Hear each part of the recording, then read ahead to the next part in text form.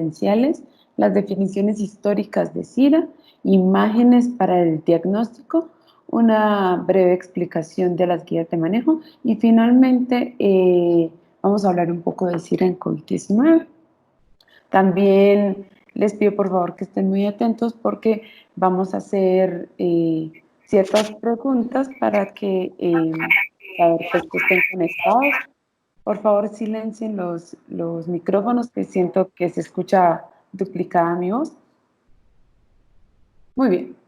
Entonces vamos a empezar con la definición de SIRA, la cual según el artículo publicado en JAMA en el 2016, lo define como una lesión pulmonar inflamatoria aguda asociada a un aumento de la permeabilidad vascular pulmonar, aumento del peso y una pérdida del tejido del intercambio gaseoso. Se considera la forma más catastrófica de daño pulmonar agudo, que comprende un espectro de manifestaciones y de causas que pueden ir desde infecciones pulmonares a extrapulmonares.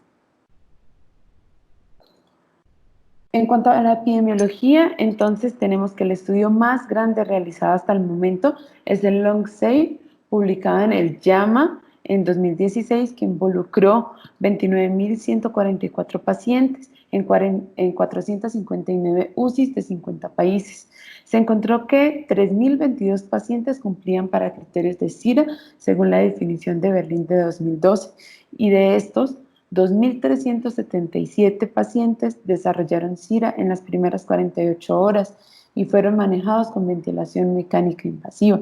Esto en porcentajes quiere decir que el 10.4% de las admisiones a UTI son por esta causa y el 23.4% de los pacientes que requieren ventilación mecánica tienen SIRA.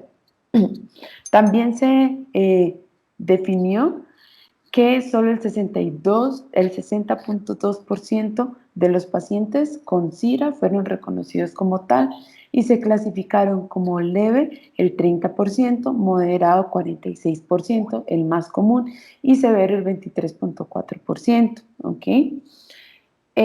Quisiera preguntarle a los R1, especialmente a Omar, si recuerdas cuántos días de ventilación mecánica tenía el leve, moderado y severo.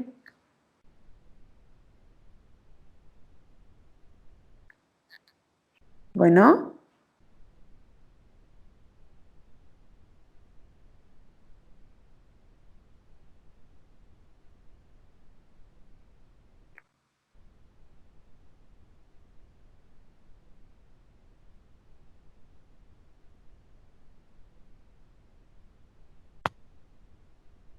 Hola.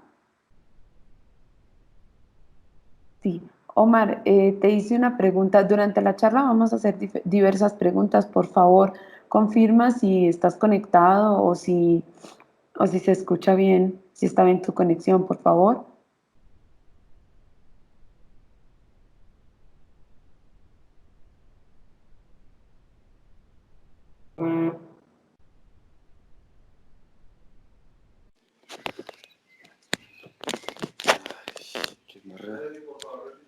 Hola, doctora, no sé la respuesta, doctora.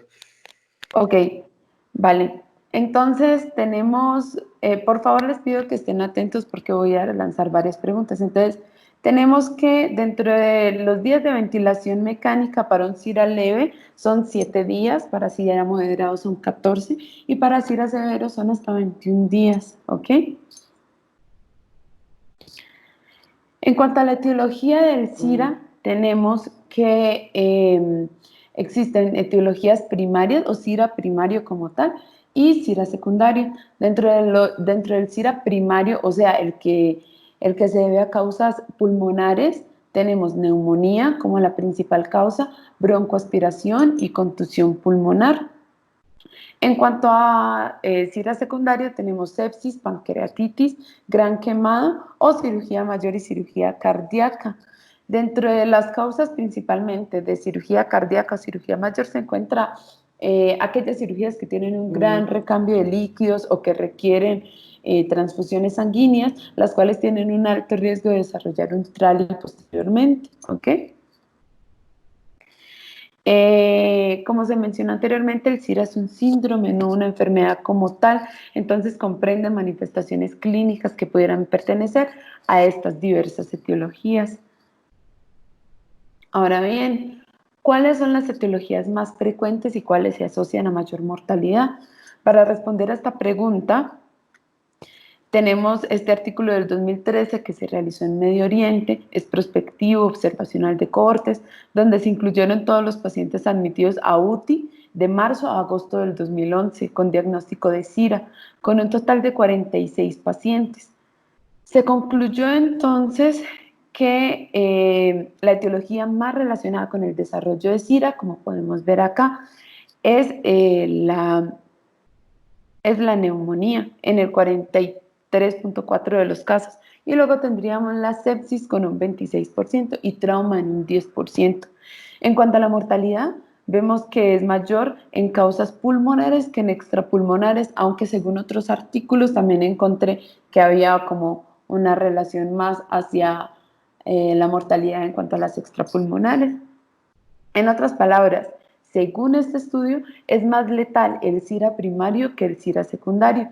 Y además encontramos también en la segunda gráfica que apareció que hay factores independientes asociados a la mortalidad, como fueron shock refractario e hipoxemia refractaria, ya que en este estudio no hubo sobrevivientes con estas características.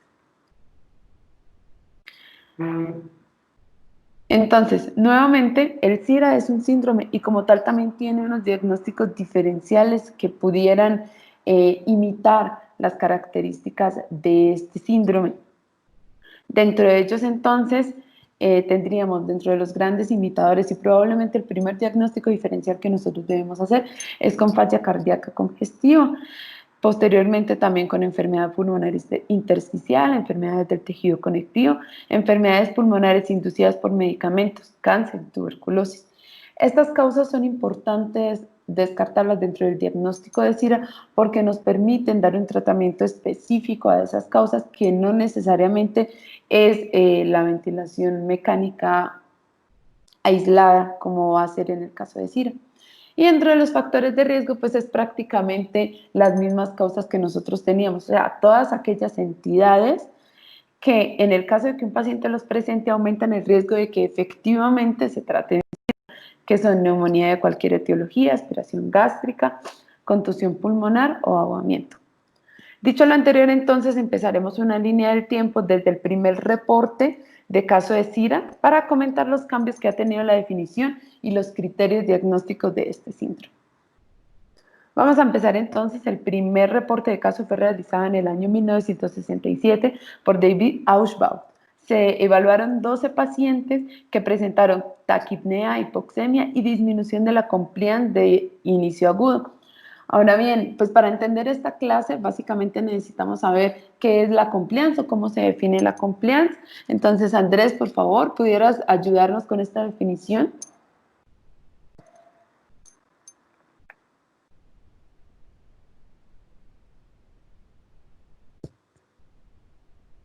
Hola, buenos días, Andrés. ¿Pudieras ayudarnos con la definición de qué es la compliance?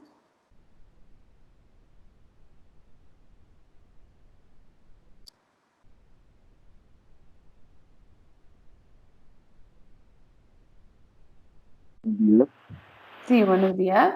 Andrés. La compliance o la curva o el bucle de compliance es lo que se expande o lo máximo que se expande desde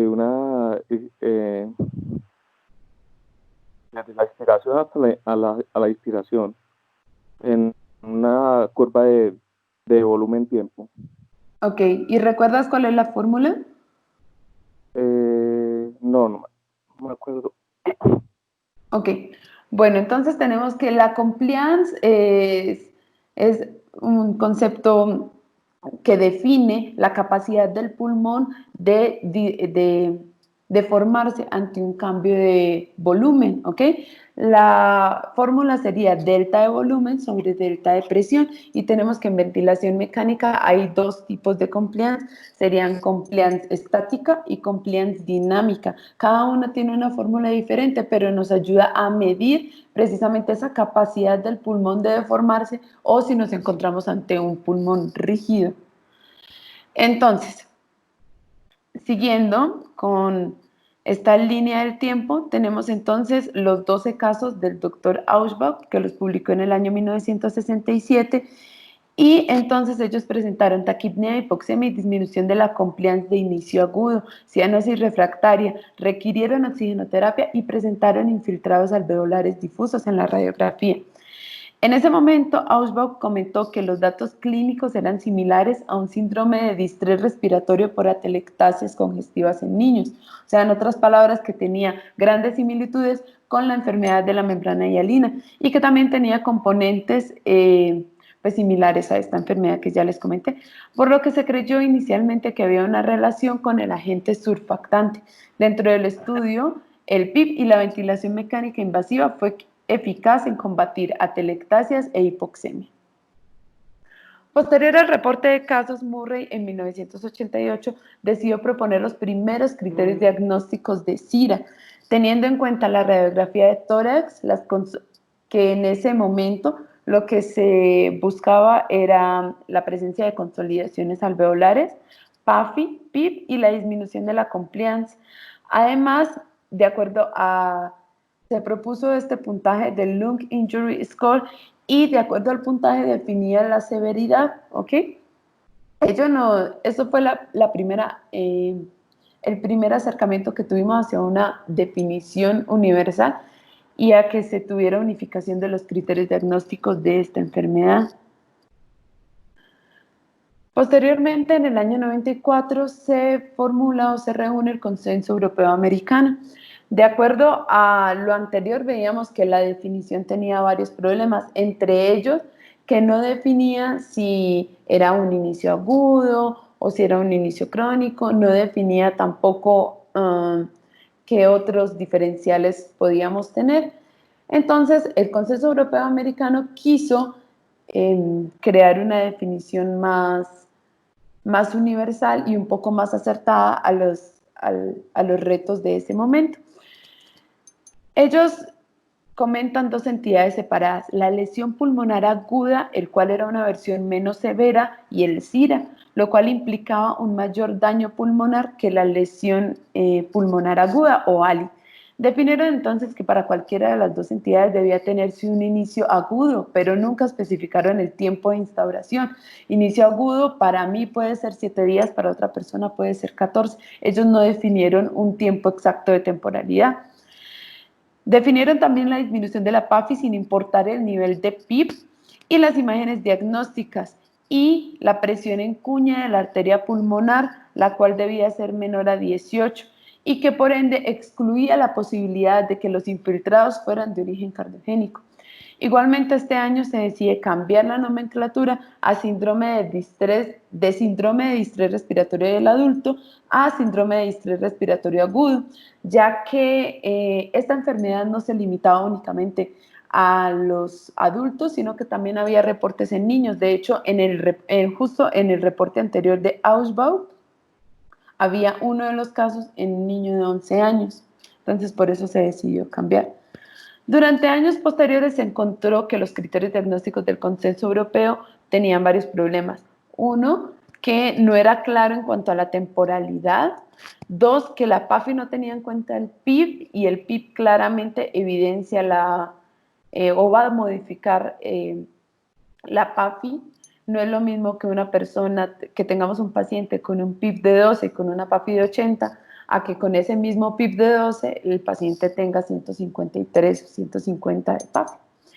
Y además de eso, finalmente obligaba al clínico a la utilización del catéter de la arteria pulmonar para requerir hacer la medición de cuña y de esta forma pues descartar que las manifestaciones clínicas se debieran a una insuficiencia cardíaca congestiva. Y además de todo eso, la diferenciación entre ALI o lesión pulmonar aguda y SIRA daba a entender a ambas entidades como enfermedades diferentes y no como un continuum, que es lo que tenemos hoy en día. ¿Ok?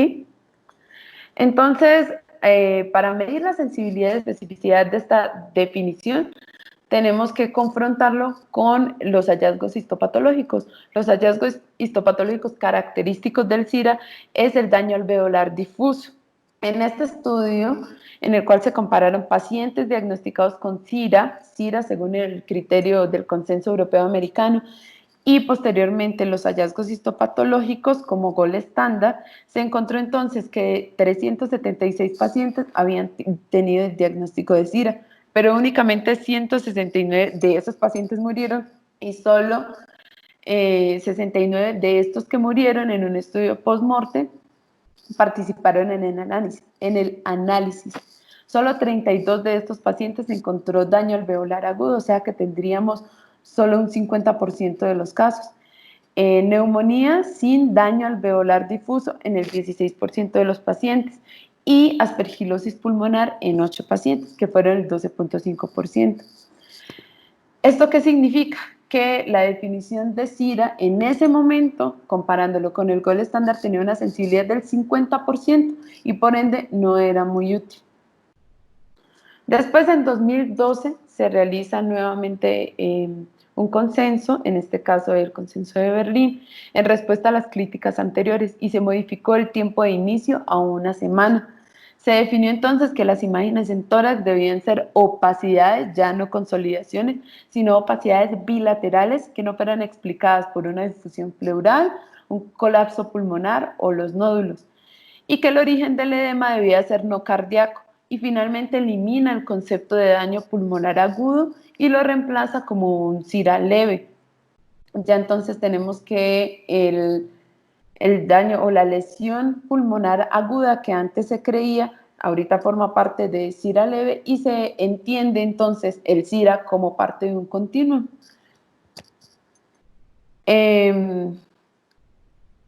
Estos criterios se desarrollaron posterior al estudio en el cual participaron 4.188 pacientes en 4 centros clínicos, encontrando que los puntos de corte para PAFI sí estaban relacionados con un aumento de la mortalidad y con un aumento en los días de ventilación mecánica, comparado con los criterios del Consenso Europeo Americano, y que tuvo un mayor valor predictivo positivo.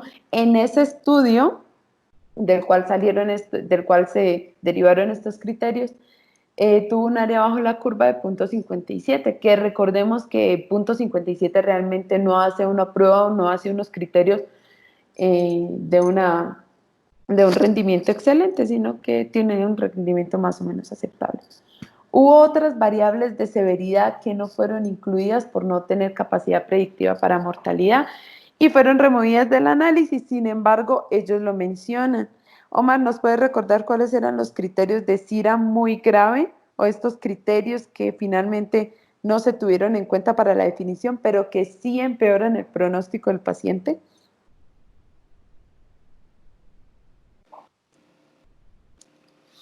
Doctora, ¿de cuáles? ¿De lo que está en la pantalla? ¿O de qué te refieres? No, de las lecturas que yo mandé al grupo, en el artículo de JAMA, ellos mencionan unos 4 criterios, los cuales empeoraban el curso de la enfermedad, pero no se tuvieron en cuenta dentro de los criterios de Berlín. No, doctora, no recuerdo.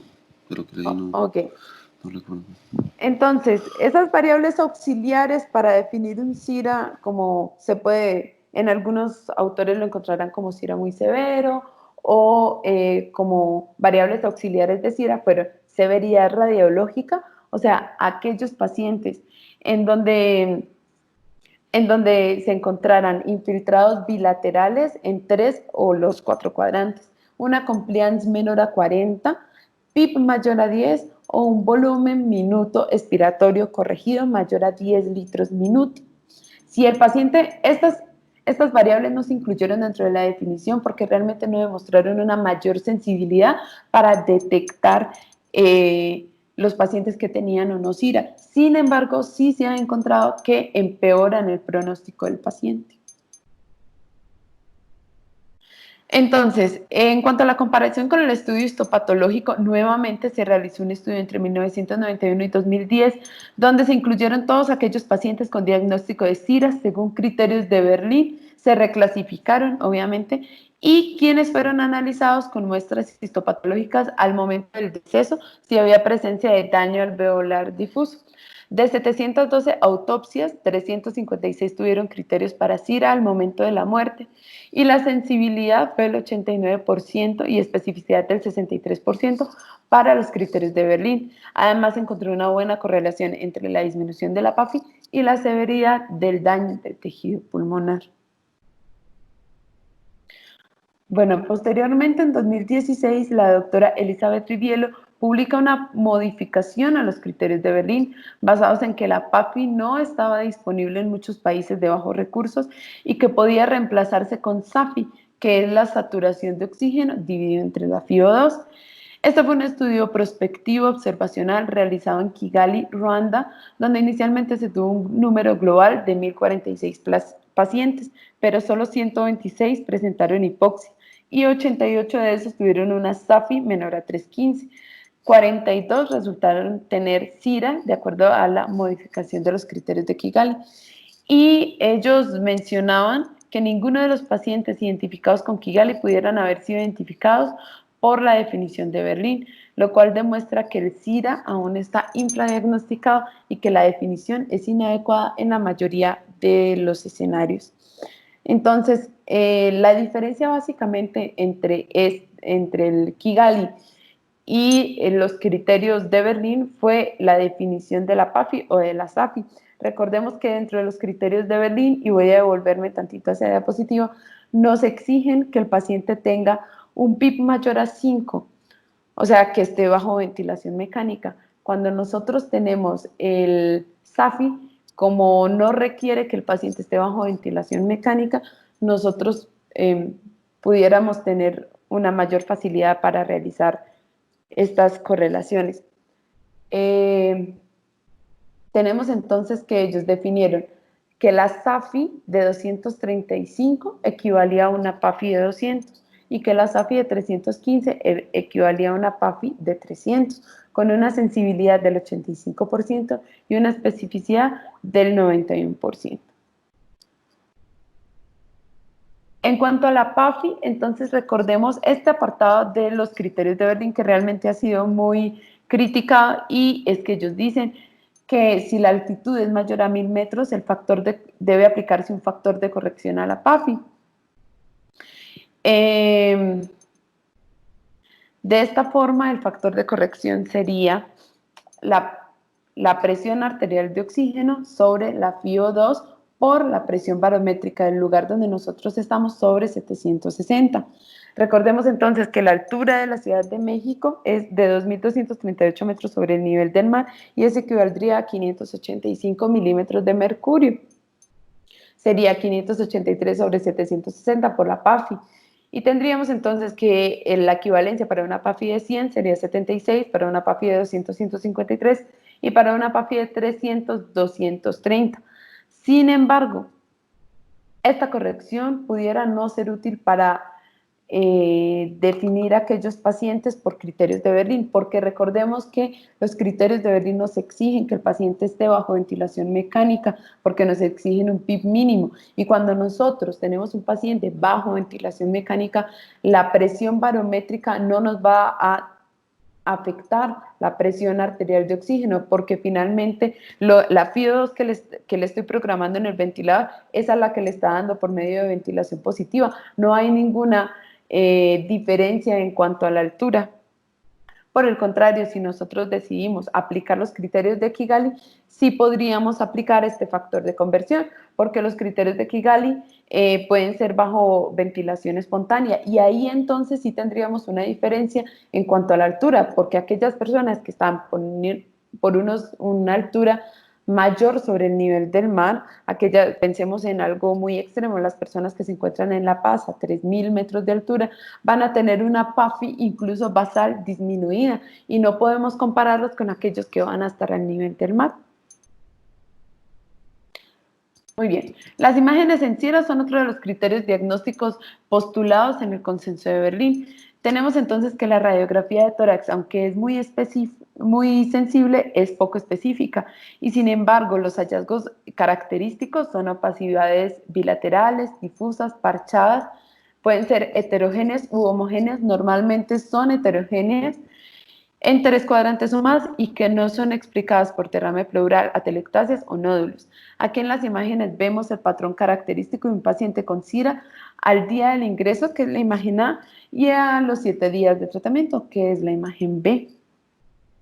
El que sea considerado el gol estándar en imágenes de SIRA es la TAC de tórax, y precisamente aquí se derivan dos conceptos fundamentales: el concepto de baby lung o pulmón de bebé, que fue propuesto por Gattinoni, y el concepto de la titulación del PIP o del reclutamiento.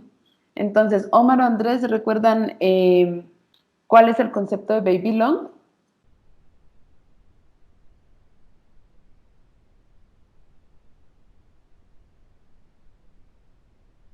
No, doctora, no recuerdo. Estoy aquí mirándolas exactamente, pero no Ok, recuerdo. recuerden que los artículos se les mandan con cierta anterioridad para revisarlos y tener una idea previa a la clase.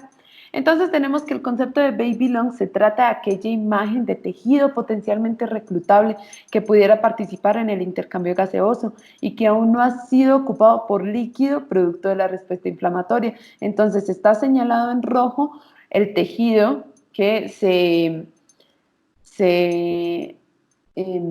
adapta a esta definición, o sea, el tejido en este paciente potencialmente reclutable. Este concepto fue postulado por Gattinoni hacia el año 2005 y se demostró por medio de observaciones seriadas de tomografías de pacientes con SIRA que el tejido que aún participaba en el intercambio gaseoso tenía el tamaño de un pulmón de un niño de 5 o 6 años. De ahí la importancia de manejar volúmenes tidales bajos para evitar el barotrauma y posteriormente lesiones pulmonares asociadas al ventilador, o lo que nosotros conocemos como BILI. Además de este concepto, se demostró que el pulmón con SIRA se conformaba de zonas que se interponen una a la otra, entre las cuales se encuentran las zonas basales, donde están completamente colapsadas y donde la relación del BQ está totalmente alterada, caracterizándose principalmente, como lo habíamos dicho en anteriores clases, por un shunt. La siguiente zona es la de transición, en la cual hay unidades ocupadas por líquido y respuesta inflamatoria, pero también unidades potencialmente reclutables. Y finalmente se encuentran las pocas zonas que se conservan aireadas, que están remarcadas nuevamente en rojo.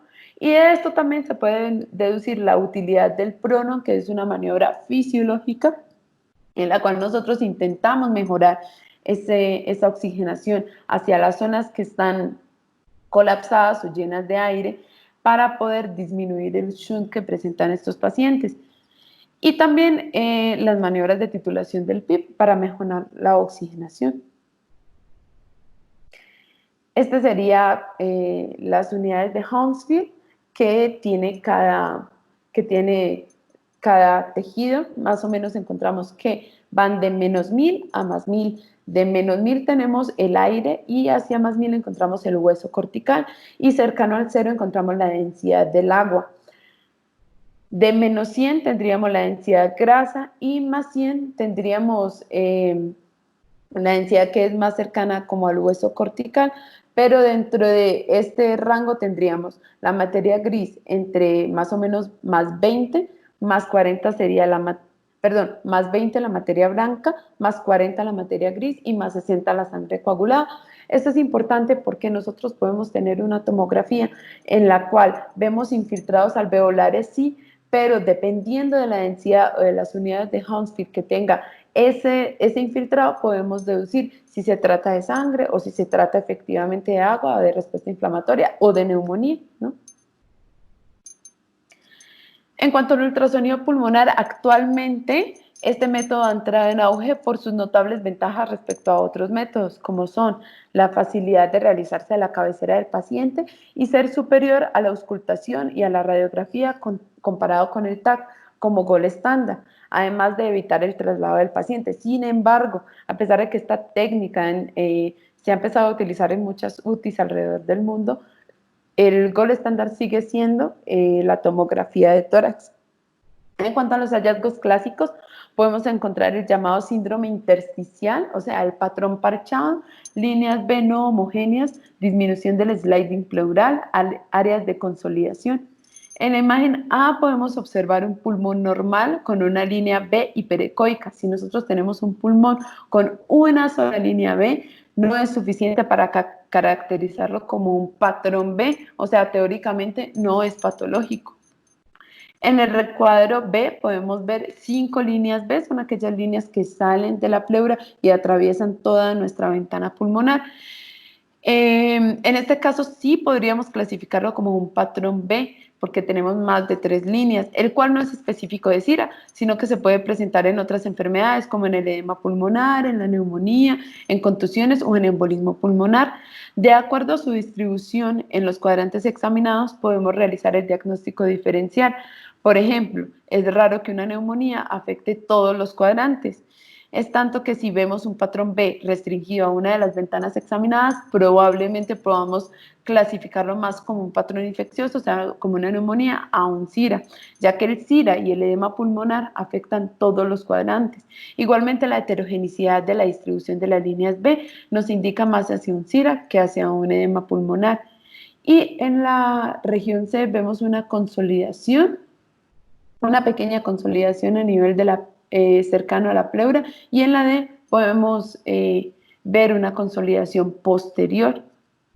Se deben examinar 6 regiones por hemitórax, 2 anteriores, 2 laterales y 2 posteriores, aunque esto se puede modificar dependiendo del protocolo que se desee aplicar. Okay. Aquí vemos entonces otras imágenes. En la A es como nosotros veríamos un pulmón completamente sano, que son las líneas A, que son horizontales. En el B ya tenemos la presencia de líneas B, en el C también, teniendo en cuenta la heterogeneidad.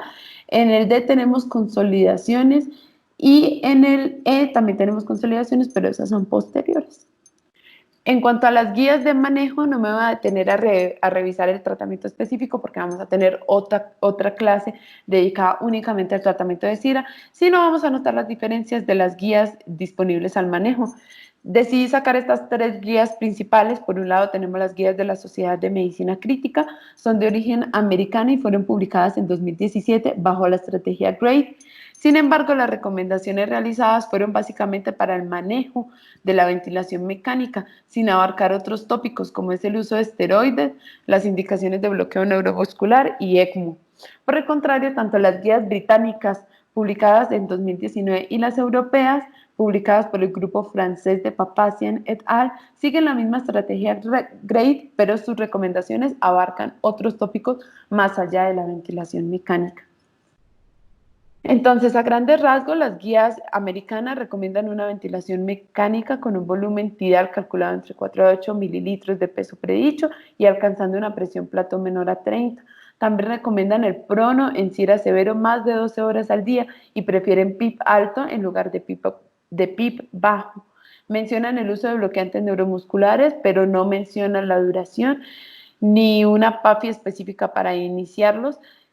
Y tampoco hay recomendación específica respecto al ECMO venovenoso y definitivamente no recomiendan la ventilación oscilatoria de alta frecuencia. En cuanto a las guías británicas publicadas en 2019, se diferencian en que para ellos se debe tener un volumen tidal menor o igual a 6, ya no de 4 a 8. La presión plató sí sigue siendo meta mantenerla por debajo de 30. Y se menciona el uso de bloqueadores neuromusculares durante 48 horas en el caso de SIRA con PAFI menor a 150 y únicamente con cisatracurio.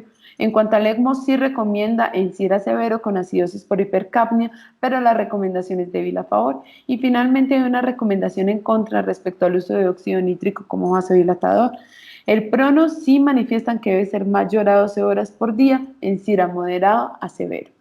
Y finalmente tenemos las guías de Papazian, probablemente las más conocidas y las más aceptadas hasta el momento, de origen francés, que en general han sido aceptadas también por la Sociedad Europea y en la cual ellos van desde lo básico, hacen una escalera como de tratamiento, desde lo más básico que es la ventilación mecánica hacia otras estrategias un poco más invasivas. Ellos mencionan la ventilación protectora con volúmenes tidales cercanos a 6 mililitros por kilo de peso predicho en ausencia de acidosis metabólica severa, alcanzando una presión plató menor a 30 y con un PIP mayor a 5. Si es SIRA moderado, debe aumentarse el PIB si aún hay demostración de mejoría en la oxigenación. Y con PAFI menor a 150 ya debemos iniciar bloqueadores neuromusculares y prono por más de 16 horas al día durante varios días consecutivos. Si tenemos PAFI menor de 80, hay indicación para ECMO venovenoso. Hace énfasis en no utilizar maniobras de reclutamiento sistémicas, o sea, sistemáticas, o sea, todos los días, ni en la ventilación oscilatoria de alta frecuencia. Andrés, ¿podría recordarnos la fórmula de peso predicho?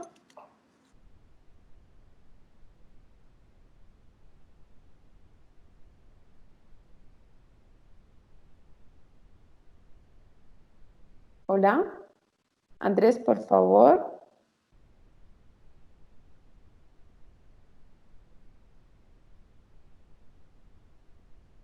Muy bien, entonces, Omar, ¿nos podría recordar la fórmula para peso predicho?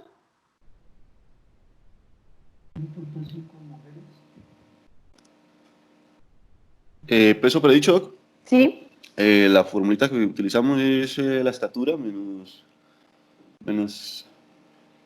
152.4 por 0.91%, y luego eso más 50 en hombres o más 45 en mujeres. Exactamente. Esa es la fórmula de peso predicho. Muy bien. Y para terminar, quise traer este artículo publicado por Gattinoni respecto a los fenotipos de SIRA que se presentan en neumonía por COVID-19. Tenemos entonces que hay diferentes patrones de presentación que dependerán de la severidad de la infección.